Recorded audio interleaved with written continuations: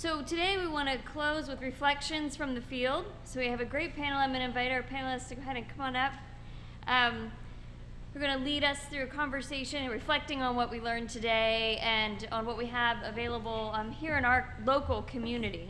So I'll serve as the moderator today. We need to check these mics.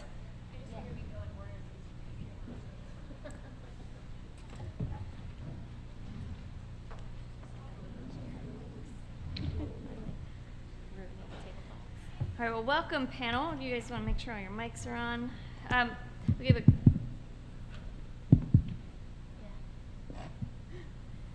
So I'll introduce our panel. They'll offer their reflections for today. I have a couple questions for them, and then we're really more interested in what kind of questions that you have about program evaluation here, applying what we learned and what all that means for us here locally. First, we have Katrina Hayes from United Way. She's the Director of Community Impact. We have Tara, on the end, right? I think a lot of people know all of these folks up here already. Sarah Tapscott, she's the director of the statewide partnership at Forefront. That's a statewide membership association for nonprofits, grantmakers, public agencies, advisors, and their allies. And David Racine here at the end, he has a number of titles. He's the director of Center for State Policy and Leadership. And one that's really relevant today is he's the interim director for the Center's Survey Research Office. So that's really relevant to our work that we're learning about today. So I'd like to start with the panel. If you could give us a kind of your reflection on what we learned today, what we heard, both from the speakers and the audience as we began to explore program evaluation here. Would you like to start?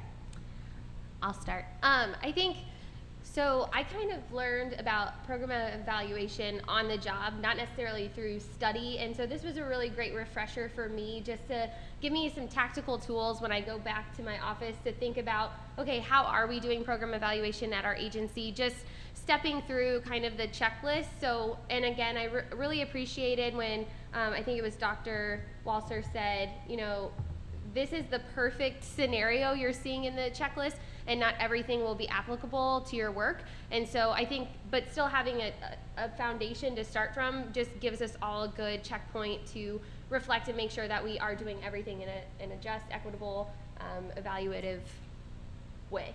So yeah. So thank you. I guess I reaffirm that it's overwhelming, I think, in a way, especially for the nonprofit sector and the small shops that we tend to work in.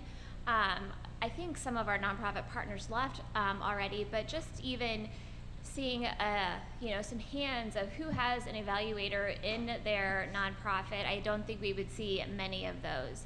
And so my takeaway today is more of what can Forefront do, or an association like Forefront, to help the nonprofits in this area of evaluation. So I wrote down a whole bunch of different things that I think might be beneficial. And in fact, even as we sat here today, I got an email from another nonprofit saying, hey, do you know what exists in our community to help me and our organization develop a better survey? And so I think the more that we make this a priority for the nonprofits, the better, and then able to use resources in our communities like the university to partner with to help with the nonprofits. I have the advantage, now I've taken advantage of the two things that have just been said and agreeing with both of them. I do think that just sort of playing off of Katrina a little bit, that trying to establish a sort of culture of evaluation seems to me really important at this point in our history, that these practices have existed for years and years and years, and kind of the province of academics and specialists.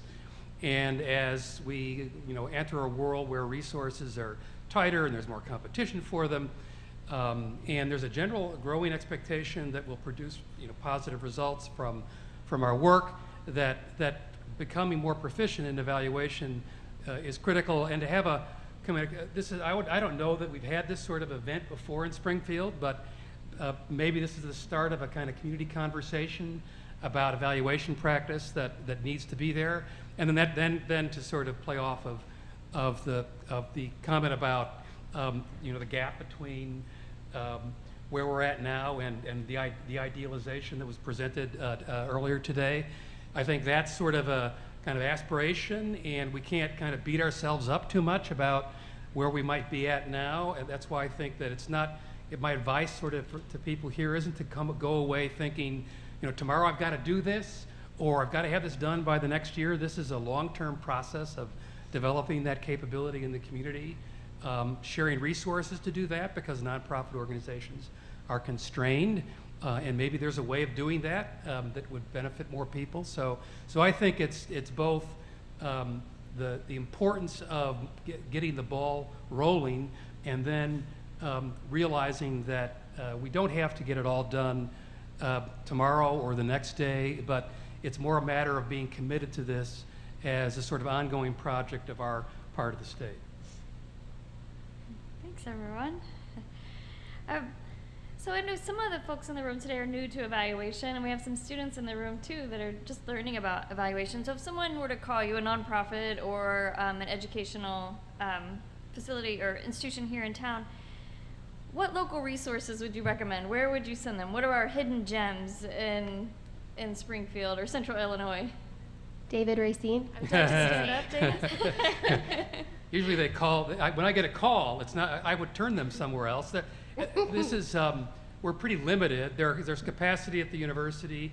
SIU School of Medicine has some capacity, although obviously it's quite, it's health focused. There are individual faculty here. There are some people at Lincoln Land who have capability.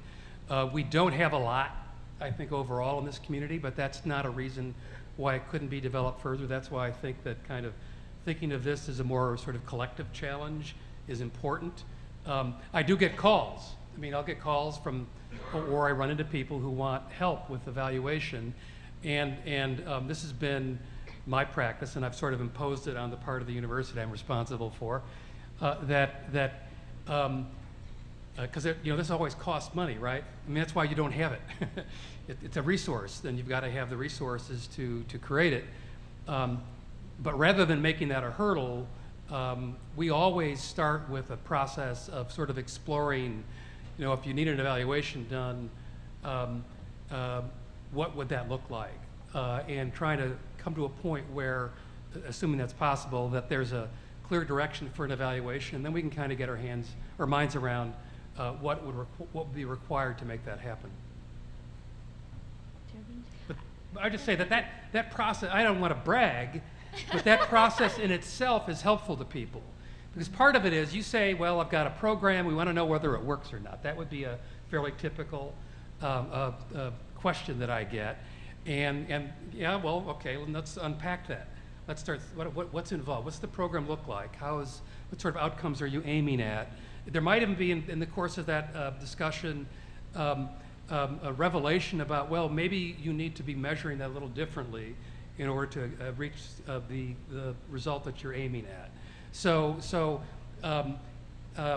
And then it's not a matter of some sort of formal, robust evaluation, but maybe just a way of going forward and measuring. I think that's a form of evaluation. There's a scale here.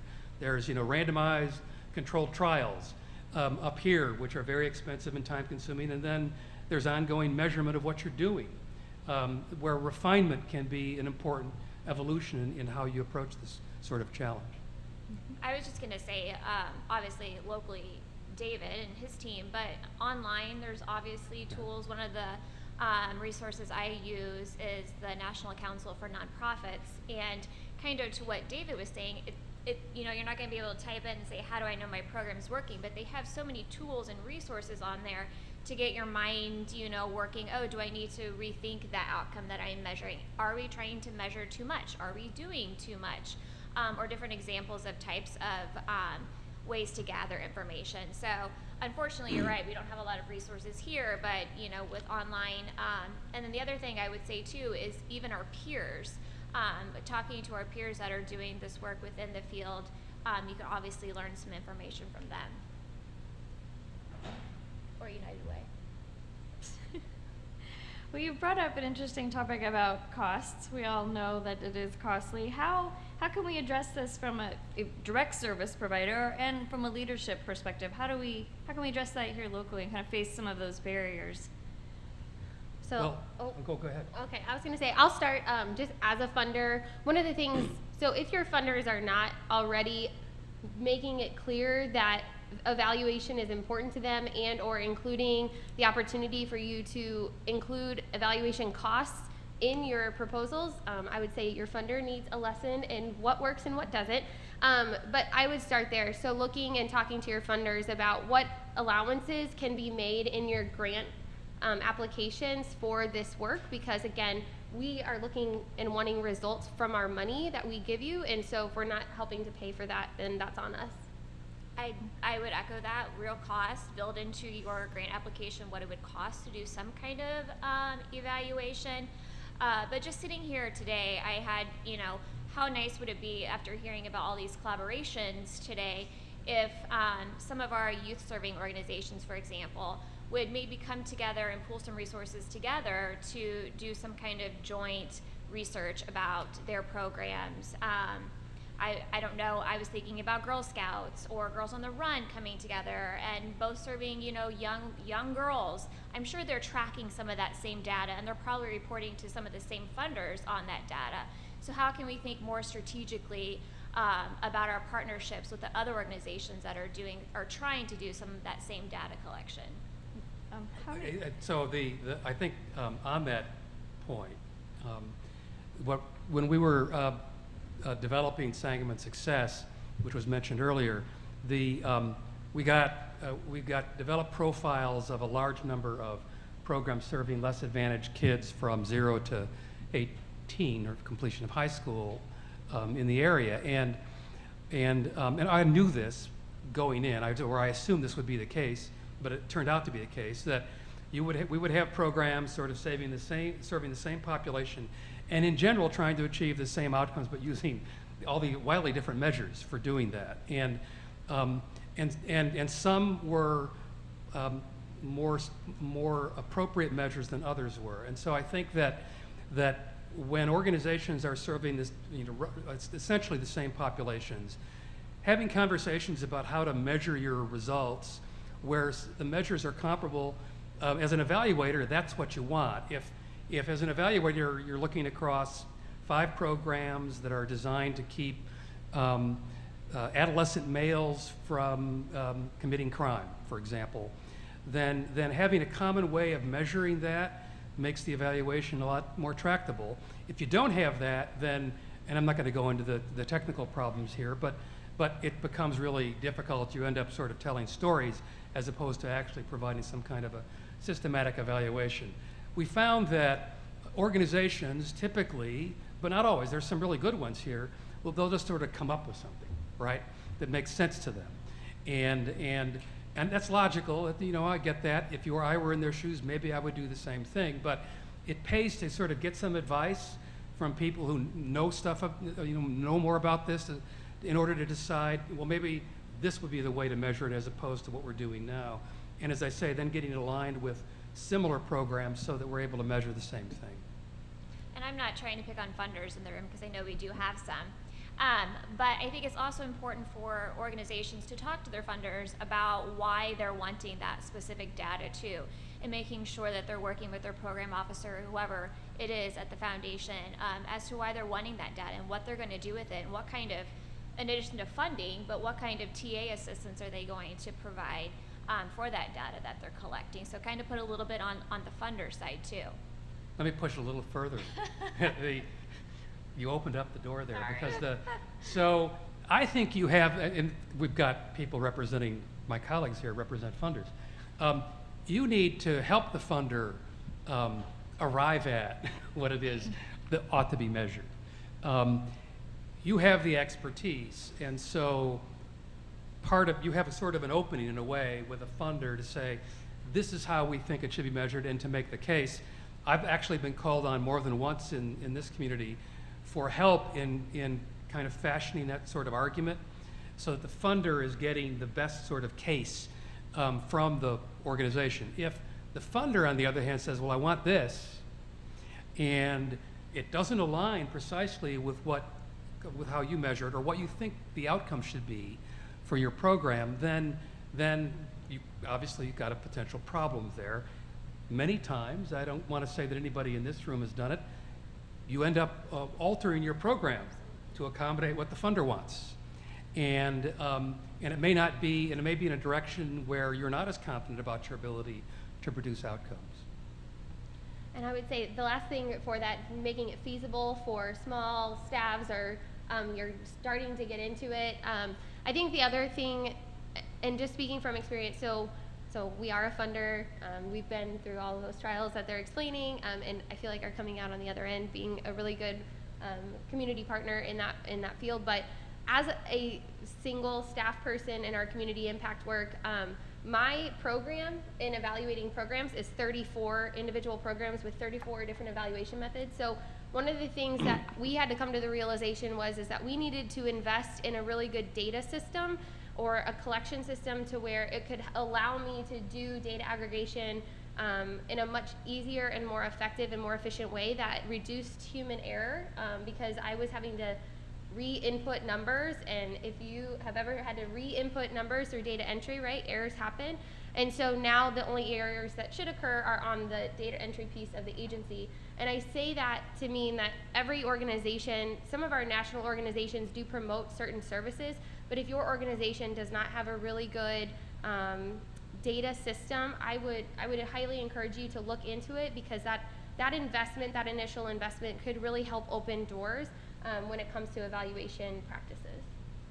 Thank you. And I like the point you brought up, Sarah, about getting together to gather data. How many of you in the audience would be interested in working together in this way, to collect data together, to share these? Okay, so look around, see I know we've got quite a few service providers. We have a lot of students here as well that aren't doing the direct line services yet, but pay attention to who was raising their hands a moment ago and get together. I have a scary question. Okay, so let's say we do everything right. We have our purpose designed. We have the right questions. We gather the right data. Our analysis is perfect, but our results are negative, and it shows that we're not achieving what we thought we were going to achieve, or the evaluation tells us it's not working. What do we tell our funders? What do we tell our community? What happens? Katrina. Well, go ahead. Oh, do you want to go? You can Well, go I do, first. because Okay. I want to back up from that question, because I don't think it's fair. And it's not a criticism, it's a common question. See, it seems to me that, this is a note I made this morning, that if you're you're operating a program and you're thinking about, you want to satisfy your funder so the money keeps flowing and so on. That's all understandable. I've been part of that world for a long time. But the reality is that there is unless you're going to do a really expensive, rigorous evaluation using a control group and randomly assigning people to the program or to not, you're never going to have a hard evidence that it's effective. At every single, I could say this categorically, every single evaluation that I have done, and it's many because I'm old, there's never been a clear case that, oh, this isn't working. Something was working. It may be that some of the results aren't what you wanted, they weren't as good, but there was something positive there, and that you could build on it. So I've come to this point in my life where I think of evaluation principally as an ongoing process of carefully examining what you're doing, and where the outcomes fall short, making improvement. And the last thing I'll say, and I'll shut up, is that nearly every funder that I've worked with, foundations and public agencies, has appreciated when you could be truthful about your results as opposed to wanting to spin it to make it look good. Because you're just never going to hit nirvana here. It's always going to be imperfect, and you need to sort of be committed to the idea that we're going to always be trying to make this better. And I piggyback on that, and I don't know your question if you're saying after a year of doing the program or at the end you've come to this revelation that it didn't work, but I think you should be having checkpoints along the way, so if you do fail, it's not coming to a surprise to you that if you're 6 months into the process, you can change course and have that conversation with the funder saying, hey, it's not going how we wanted, or in fact, we actually have found a new thing that we like to measure that we're having success with. And I think you asked a question about, from a leadership standpoint too, you know, at board meetings or committee meetings or whatever we have, we're always reporting on finances and revenue and fundraising goals, and are we meeting those? And I think that if we want to change the culture of evaluation, then we need to start including those in our meetings, so that way everybody's up to speed on a regular basis of if we're achieving or not achieving some of these, you know, outcomes that we've, you know, said that we were going to. So, I think, so as David said, I think the question starts before the question, right, of what's happening wrong. So before you applied for that grant, I hope that you would have investigated your funder a little bit, because it's important to know the culture of your funder. Every funder is different. And so knowing also what reports, every funder should know what their evaluations look like. And so we actually do quarterly reports with an annual report. And I have all of those forms established already. So if any program were ever applying to us and they wanted to know, well, what is going to be kind of our ability to manipulate this program throughout, that might be a good place to start in asking for those report forms, because then you're going to know what you're being held accountable for. The other part of it is transparency is so important. If your program, say it's a program and it's not getting up and running, the last thing you want your funder to find out is that your program is not up and running from someone else. So you want to always be open and honest with your funders. And here's the thing, funders have really big egos, right? Every funder has a really big ego, because we're investing in things and we're telling the community the things we invest in are empirically helping our community. If we find out that one of our programs is not helping the community, right, we don't want to tell the donors that, right? So one of the important things that you need to know is that the best thing to do is call your funder as soon as you start to find out something is not working or it's not getting up and going, and then either provide to them solutions, and when you're hoping to see some results on those solutions that you're going to implement, or even better, invite them in to help you problem solve. Every funder, most likely, especially your local funders, are going to want to be a part of that process. So never be afraid of it, because the other part of it is too, when we look at data, and we've talked a lot today about programmatic data, but evaluation and data also goes to our marketing and our communication strategies as well. And so even as funders, we're looking at all of our data too, and so we find that things we do work and things we do not work also don't work, right? So we are also in that same cycle as you, and so inviting us into that process can help also shore up some of the things maybe we're doing as well.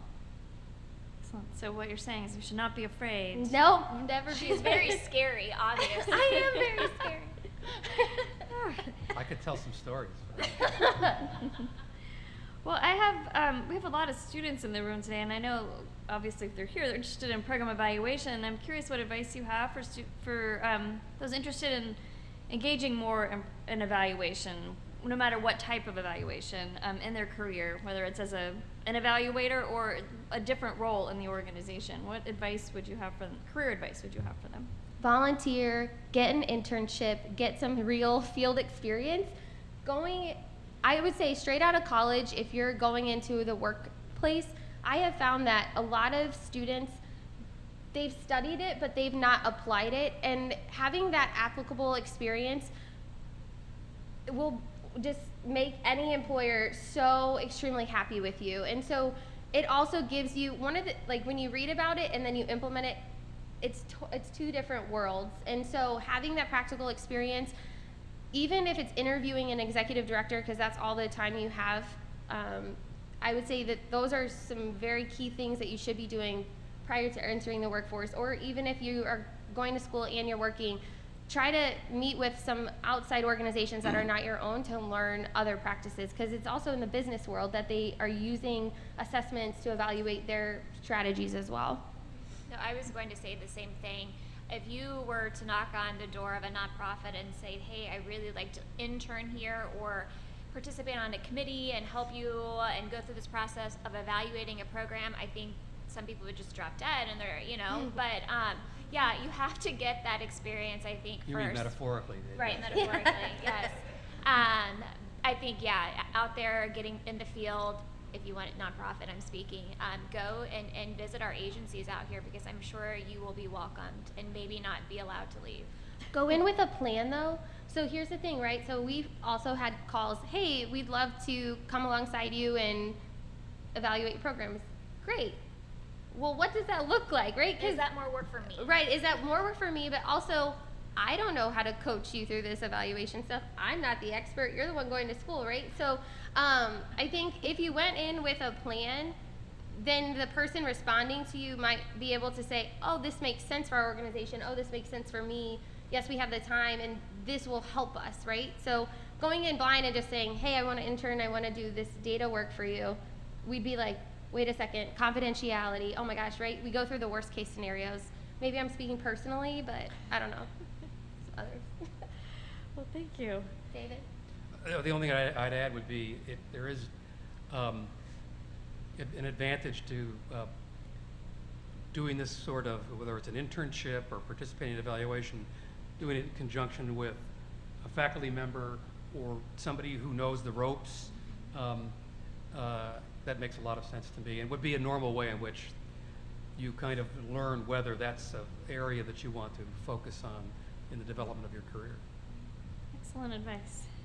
Well, I'm curious what questions you all have. We have 2 mics in the room, so we can come to you. Questions you have about the content or our program evaluation here locally, resources here. Or do you want to go home? I know, right? I think we had the toughest job. It wasn't after lunch.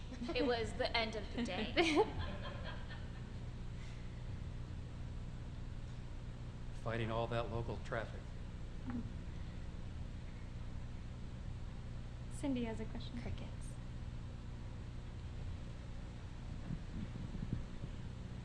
I was just going to add, piggyback on that last question. I noticed Sherry Elsing is here. When I was finishing undergrad and beginning my master's degree, I was a GPSI intern, and I was, through that, involved in program evaluation at the Department of Public Health. So I got real hands-on experience there and continued my education as well.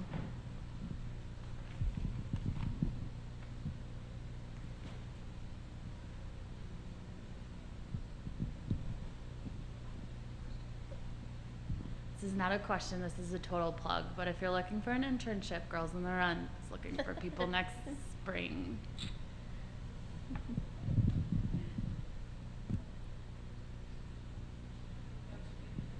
It's okay.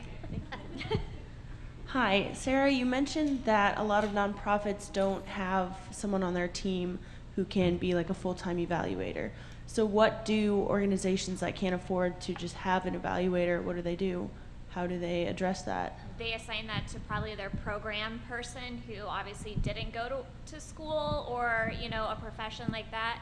And therefore, you know, they struggle. Or it goes to the executive director, whoever, you know, has the time or is wearing that hat at the time. Or So- or what I've experienced is you do the minimum that your funder is requesting. Yeah. And you make it up. No, like, not make it up.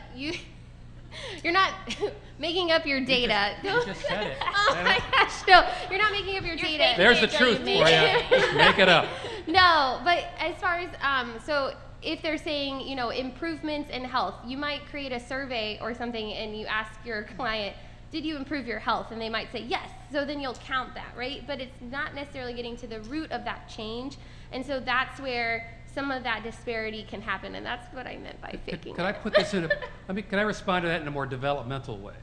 So, not in contrast to what you just said, although I like making it up.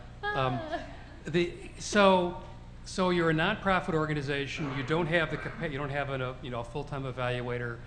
The program director does it, or maybe the executive director takes it on. And so there's a tendency to kind of think that this is sort of the limit, right?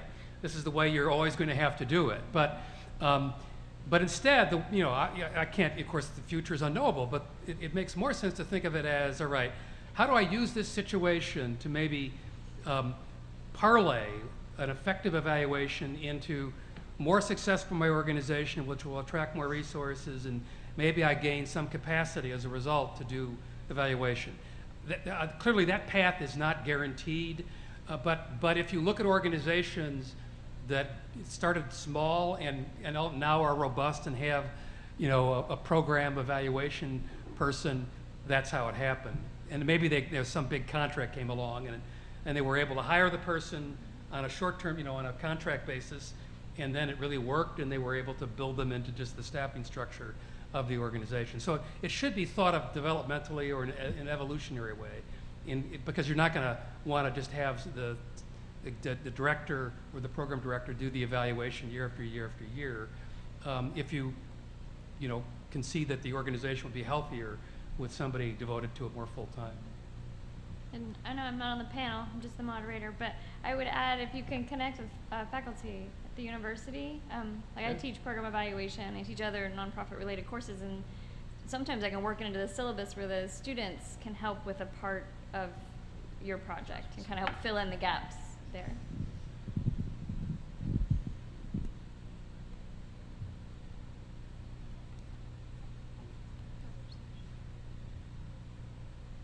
When the presenter was going through the Enos Park project, and she was running the numbers, I was initially struck by the baseline figure for the intervention by 6 patients was about 900 and something thousand. So I was initially struck by that, and then I looked at the post intervention. It went down to the cost reduced by a third, 300 and something thousand. So I was interested, and for quantitative research, typically based on you want to make sure that your variable of interest is actually influencing your outcome or not. So for evaluation programs or reports, how much is it important, or how much emphasis is laid on this program, as we know that there's intense, you have spoken, that there's intense competition for the program space. So how much emphasis is laid on this intervention is actually explaining the outcome, or it is helping to improve the outcome? We have the baseline figure, and we can show the funders this is the baseline. And we know that after this intervention, this is what happened. And we know that there are several other interventions. How much emphasis is laid on, I think this is contributing to this and all that? A lot. I mean, so return on investment is one of the hardest things to really prove, unless you're doing robust programs like that where you have some of those tangible numbers. But some of the other interventions that we specifically look at as a funder are things about keeping seniors at home, right? We know economically that saves our community a lot of money, but to really put quantitative data on that, it would be really, really hard, and something that our organizations don't have the ability to do. And so we really looked, so as a funder, we've done some of the pre-work to say, we're investing in these specific strategies because we know the return on investment is greater. Now, we also do fund pilots, right? And so when you're working from a pilot perspective, or you're wanting to implement something brand new in your community, that's when some of that data that you can draw from other communities is so very critically important to say that we could have similar results in this community, and then being able to transition and ebb and flow as the results are coming in, and making program modifications. Did that help? Yeah? I would just say, at a time that we're in right now when there's limited resources, I think all data is important and should be showed to funders, because there's such competition out there. And so if you have that information, I think all of it's critical. So I make 2 points. One is, I think that return on investment is increasingly important for public sector funders. These are usually bigger dollars. And so having a fairly tight case made for X program producing the following results, and these results can these results have this monetized equivalent. In other words, they save this amount of money or whatever. That's becoming increasingly important for political reasons. I also think that and this has been alluded to today, that there's always a challenge, and I think it was referred to, Paula may have referenced it earlier this afternoon. There's always this issue of, well, did my program cause this result, right? You were kind of getting at that. And so, and you know, there are ways, sometimes whatever you're trying to affect, it might be easier to show that you have had the effect and not something else. But, you know, there are literally endless variables here that are at play.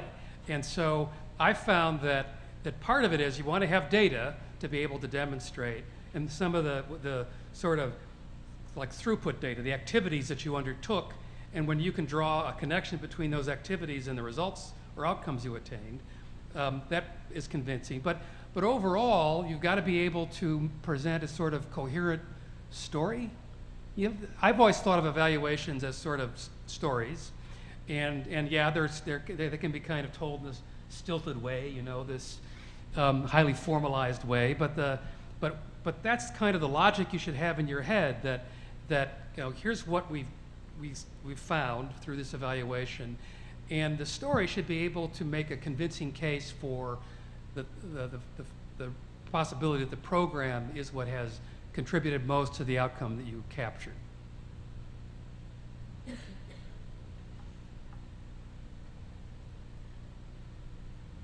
Any other questions? We probably have time for one more question. All right. Well, I want to thank you all for coming out. I'm going to thank our panelists for joining us today. I know these folks are easy to reach and love getting questions. I'm going to hand the mic over to Dr. Bland. Right. Hey, it looks like we're going to wrap up a little early. I want to thank you for spending your day with us. Hopefully you enjoyed your time here. Again, we hope that there is some kind of collaborative activity that comes from this. UIS and our doctoral program and the College of Public Affairs and Administration wants to be viewed as a partner to the community, so we hope that you would begin to see us that way. There is an evaluation sheet in your packet, not an evaluation sheet, a survey in your packet. And would you take a minute to fill that out? The very bottom question on there is one that is of particular importance to us, and that's, what other types of subjects or topics would you like us to provide this type of forum for? So give some thought to that and any other feedback that you might offer us. Again, thanks for being here, and have a good day.